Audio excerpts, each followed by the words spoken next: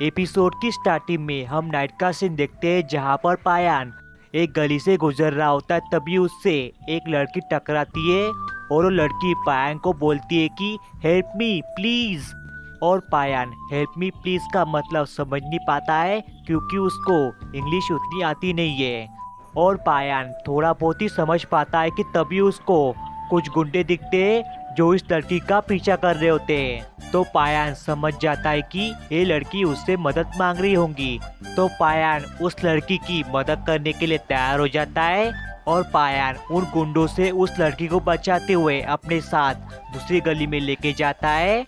और वो गुंडे उस लड़की का पीछा करते हुए वहाँ भी पहुँच जाते हैं, बट उन गुंडों को वो लड़की वहाँ पर नहीं मिलती है, इसलिए वो वहाँ से चले जाते हैं। और तभी हम देखते हैं कि पायान और वो लड़की बॉक्स में छुपे होते हैं और उन गुंडों के वहां से जाते ही वो दोनों बॉक्स से बाहर निकल जाते हैं। और वो लड़की पायान को थैंक यू बोलती है, बट पायान कुछ भी समझ नहीं पाता है कि ये लड़की बोल क्या रही है। तभी पायान उस लड़की को बोलता है कि रुको एक मिनट, मैं अपने दोस्त को लेकर आता हूँ, उसको इंग्लिश अच्छे से समझ में आती है। और ये बोलते ही पायान वहाँ से निकल जाता है और परमानेंट सेट पहनकर पायान बनकर वहाँ पर आ जाता है। और उस लड़की की लैंग्वेज समझने के लिए पायान मार्क्स से लैंग्वेज मोड ऑन करता है। और पायान उस लड़की को बोलता है कि मैं पायान हूँ और तुम्हारा नाम क्या है और वो दो लोग तुम्हारे पीछे क्यों पड़े थे। तो लड़की कुछ भी नहीं बताती है, बस इतना बताती है कि मेरा नाम मारिया है। और वो ये भी बताती है कि मैं ओसाका घूमने आई थी, तभी से ये लोग मेरा पीछा कर रहे थे और मैं उनसे भागते हुए तुमसे टकरा गई और मैं यहाँ पर किसी को भी नहीं जानती हूँ। तो तभी पायान मारिया को कहता है कि तुम यहाँ पर किसी को नहीं जानती हो ना, तो एक काम करो, तुम मेरे साथ मेरे दादा दादी के घर पे चलो, वो तुम्हारा अच्छे से ख्याल रखेंगे। और ये बोलते पायान उसको अपने साथ उड़ाकर लेकर जाता है और मारिया ऊंचाई देखकर डर जाती है और पायान से चिपक जाती है और पायान का चेहरा तो पूरा लाल ही लाल हो जाता है। और इसके बाद हम देखते हैं कि पायान मारिया को अपने दादा दादी के घर पर लेकर जाता है। तो उसकी दादी कहती है कि तुम मारिया की फिक्र मत करो पायान, हम उसका अच्छे से ख्याल रखेंगे। एंड इसके बाद हम देखते हैं कि पायान का रोबोट मारिया के लिए आग में फूंक मारकर पानी गर्म कर रहा होता है और मारिया बाथरूम में नहा रही होती है। और इधर पायान मारिया के बारे में बुक में पढ़ता है तो उसको पता चलता है कि मारिया अमेरिका के बहुत बड़े बिजनेसमैन की बेटी है और वो अमेरिका से भागकर यहाँ पर आई है। और इधर पायान का रोबोट मारिया को नहाते हुए देखने के लिए खिड़की से झांकता है, तभी वहाँ पर पायान आ जाता है और उसी के डंडे से उसी के सर पर मारता है और उसको बोलता है कि तुम्हें शर्म नहीं आती, किसी लड़की को नहाते हुए देखते हो। तो पायान का रोबोट उसको बोलता है कि तुम भूल गए मैं तुम्हारा ही रोबोट हूँ, तो तुम्हारी जैसी हरकत करूंगा ना। और इसके बाद खाने का टाइम हो जाता है और वो सब खाना खा लेते हैं और फिर पायान मारिया को उसके रूम में लेके जाता है जहाँ पर मारिया जापानीज बेड को देखकर बहुत ज्यादा खुश होती है और उसी बेड पर लेट जाती है। और तभी मारिया कहती है कि मुझे जापानीज कल्चर बहुत ज्यादा पसंद है और मैं बचपन से जापान में आना चाहती थी और मैं पूरा जापान घूमना चाहती हूँ। वैसे जापानीज कल्चर तो मुझे ही बहुत ज़्यादा पसंद है और मैं भी जापान घूमना चाहता हूँ, पता नहीं अपना सपना कब पूरा होगा। एनीवे वीडियो को पढ़ते हैं। एंड दैट टाइम मारिया पायान को थैंक यू बोलती है उन गुंडों से उसको बचाने के लिए। तो पायान कहता है कि कोई बात नहीं, ये तो मेरा फर्ज था। और तभी पायान मारिया को बोलता है कि तुम ओसाका में किसी को जानती हो। तो मारिया ना कहती है। तो पायान मारिया को बोलता है कि तुम ओसाका घूमना चाहती हो ना, तो कोई बात नहीं, कल मैं तुम्हें पूरा ओसाका घुमाऊंगा। और ये सुनते मारिया बहुत ज्यादा खुश होती है और पायान को किस करती है। एंड दैट टाइम पायान को परमैन का कॉल आता है और परमैन पायान को कहता है कि पायान हम तीनों ओसाका आए हैं एक लड़की को ढूंढने के लिए जो अमेरिका से जापान में आई थी और एयरपोर्ट से भाग गई। हम चाहते कि तुम उस लड़की को ढूंढने में हमारी मदद करो। और पायान समझ जाता कि परमैन मारिया चान की बात कर रहा होगा, इसलिए वो परमैन को बोलता है कि परमैन मैं अभी थोड़ा काम में बिजी हूँ इसलिए मैं तुम्हारी मदद नहीं कर सकता। और ये बोलकर पायान फोन कट कर देता है और पर्को को पायान का ऐसा कॉल काटना कुछ अजीब लगता है। और तभी परमैन कहता है कि हम इस लड़की को कहाँ पर ढूंढेंगे, हम तो ओसाका के बारे में कुछ भी नहीं जानते। एंड दैट टाइम हम परमैन के हाथ में फोटो देखते हैं तो फोटो और कोई नहीं बल्कि मारिया चान की होती है।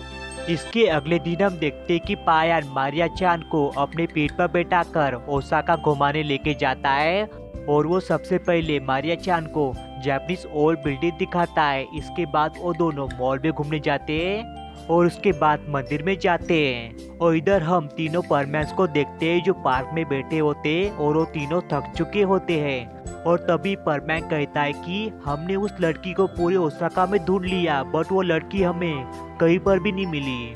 और तभी बूबी को पायान आसमान में उड़ता हुआ दिखता है और ये बात बूबी परमैन को बताता है और वो तीनों पायान से मिलते हैं तो देखते हैं कि पायान के साथ वो फोटो वाली लड़की भी होती है। और ये देखकर तीनों के तीनों हैरान हो जाते हैं। तभी पर्को उससे पूछती है कि पायान ये लड़की कौन है। तो पायान कहता है कि ये मारिया चान है। एंड इसके बाद हम देखते कि सभी परमैन्स और मारिया चान पार्क के बेंच पर बैठे होते हैं और पायान मारिया के लिए पॉपकॉर्न खरीद रहा होता है। एंड तभी मारिया चान सभी परमैन्स को कहती है कि प्लीज आप सब पायान को मत बताना कि आप जिस लड़की को ढूंढ रहे हैं वो मैं ही हूँ। तो तीनों परमैन्स उसकी बात मान जाते हैं। एंड तभी पायान मारिया चान के लिए पॉपकॉर्न खरीद के लाता है और परमैन ये देखकर कहता है कि ये कंजूस इतने पैसे कब से खर्च करने लगा, इतने पैसे तो कभी हम पे खर्च नहीं किए इसने। एंड देन शाम हो जाती है और हम पायान के रोबोट को देखते हैं जो मंदिर में पूजा कर रहा होता है।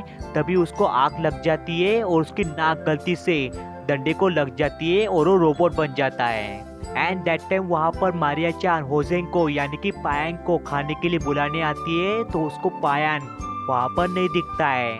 एंड तभी मारिया चान को वहाँ पर पायान का रोबोट मिलता है और वो गलती से रोबोट की नाक दबा देती है।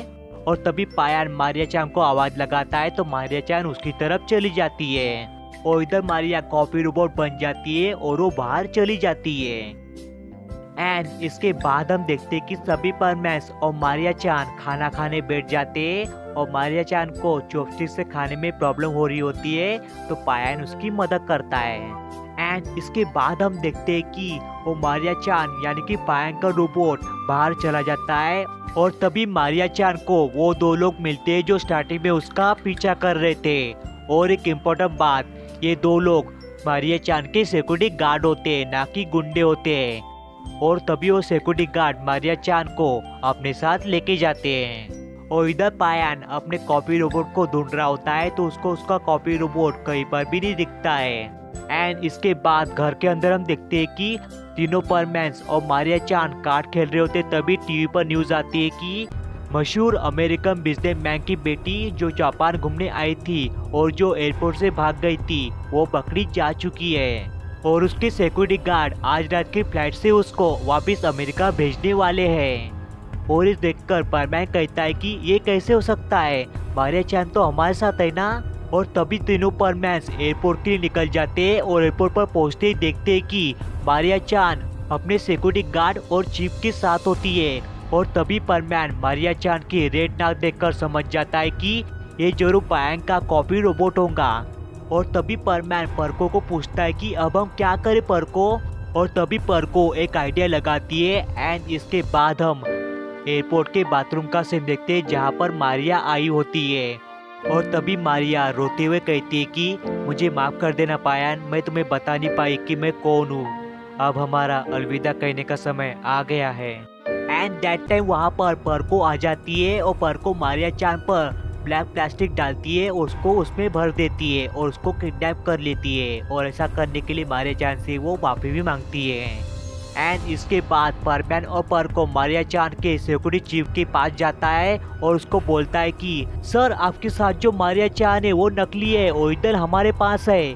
और ये सुनते हुए सिक्योरिटी चीफ परमैन को चुप रहने को बोलता है और उसको वहाँ से भगा देता है। एंड इसके बाद हम देखते हैं कि मारिया चान यानी कि पायान का रोबोट प्लेन में चढ़कर अमेरिका जाने वाला ही होता है कि तभी पायान उड़ते हुए आता है, उसको अपने साथ लेके जाता है और परमैन को कॉल कर बोलता है कि इचिको अब तुम मारिया चान को वहाँ पर छोड़ सकते हो।